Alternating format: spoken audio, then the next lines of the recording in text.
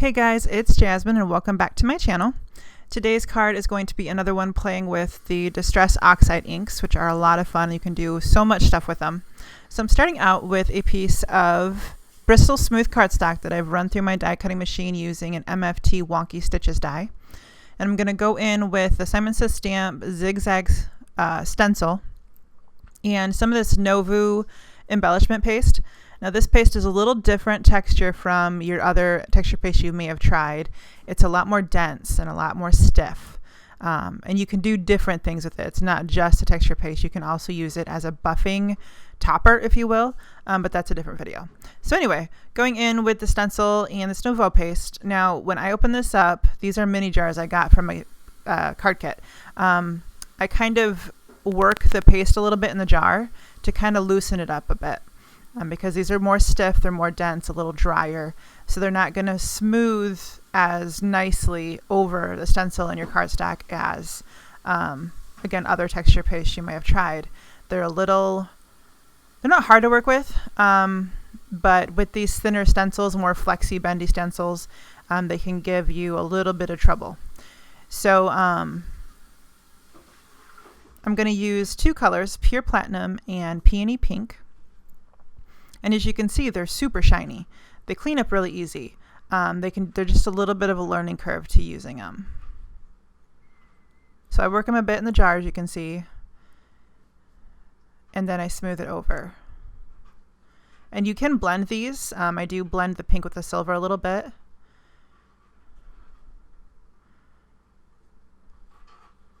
So I've got the silver on the edges and then the pink in the middle, and then I go back in with a little more silver in dead center.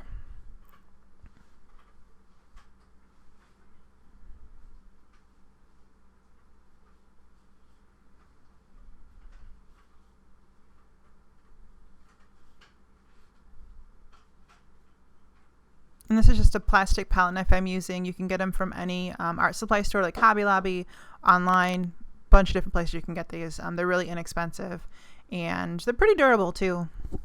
So peeling off your stencil, and you want to go either put that in some water or wash it right away. I'm going to set that aside to dry. I let this dry for a couple hours just to make sure it didn't move around at all. Because this is the first time using this as a texture paste, so I wasn't sure the drying time on it. Now I'm going to go in with my Distress Oxides. I'm using Wilted Violet and Cracked Pistachio. I'm going to use the regular round ink blending tool and the regular round foam. These blend super easy. A really dense, high color payoff. Really pigmented. There's no work with blending these. I love them.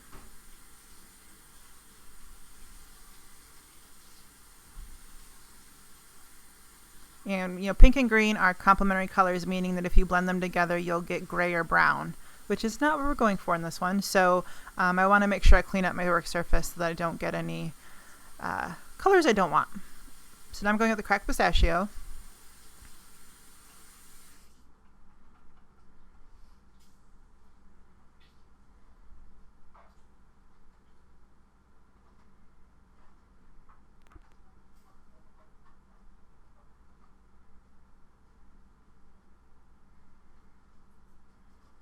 And even though the paste is on there, you don't really have to apply that much extra pressure to get the color in between the pastes. So that's really nice about these, is they blend so easy.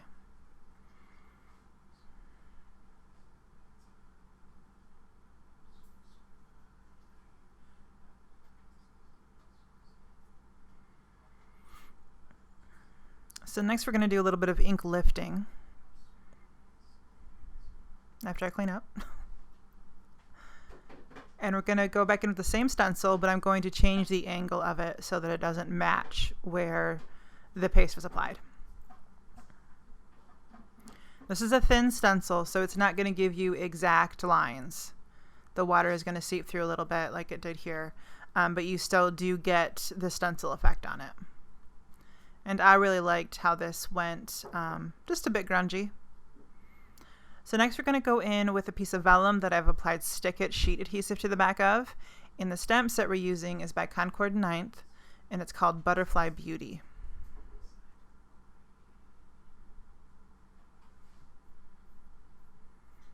And we're going to do some heat embossing with the Distress Oxides.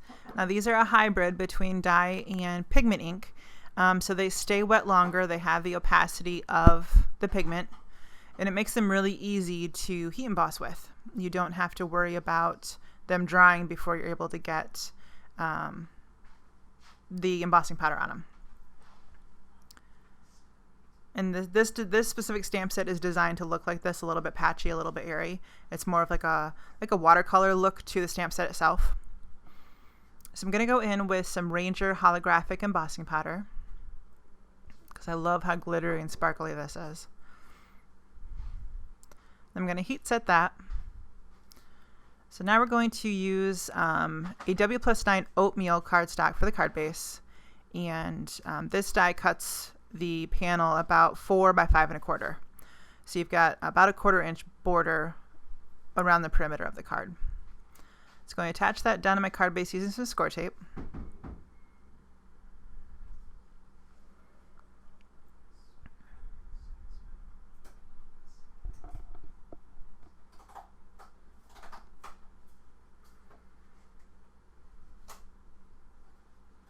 And then I've die cut my butterfly.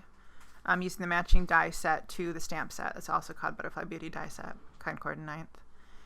And I'm going to lay those down.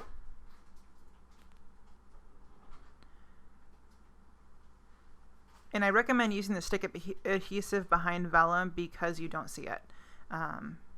With glue dots or matte medium or tape runner, you're going to see the adhesive behind the image for whatever you're stamping on it.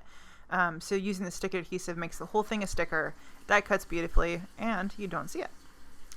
So I've got that stuck down. Now to avoid disturbing any of the heat embossing on top, I'm going to put just a random piece of scratch paper over the top and burnish that down using my bone folder. Quick and easy. And then I'll use the little body middle piece to put in the middle to complete our butterfly.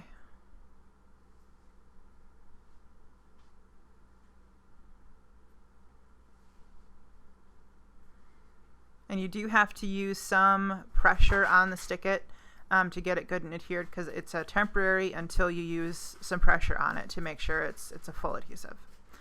And then to further kind of add the sentiment, further finish it off, I'm going to use this Blessed die by Simon Says Stamp with some wood veneer cardstock that also has adhesive on the back.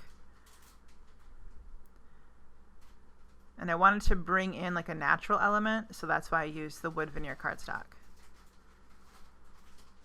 And I really like the kind of transition between the bright color and the grungy look and then that natural element of the wood. It looks really pretty.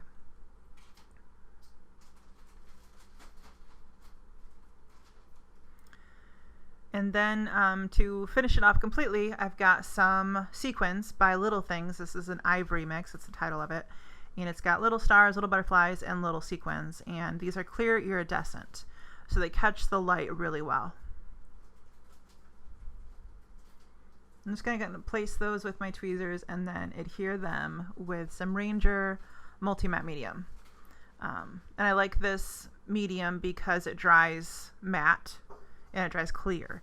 So if you get any kind of unwanted spots of it anywhere, you won't see it in the final card.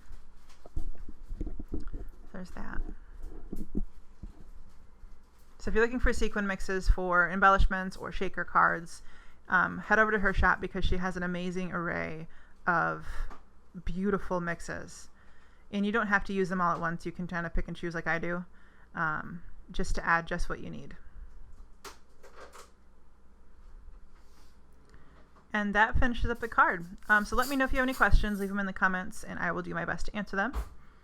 Don't be afraid to play with these inks because they are a lot of fun. They can do a lot of different things. And I'm excited to see what you guys come up with. So thanks for joining me today, guys. Hit that subscribe button if you're not already. And we will see you next time. Bye-bye.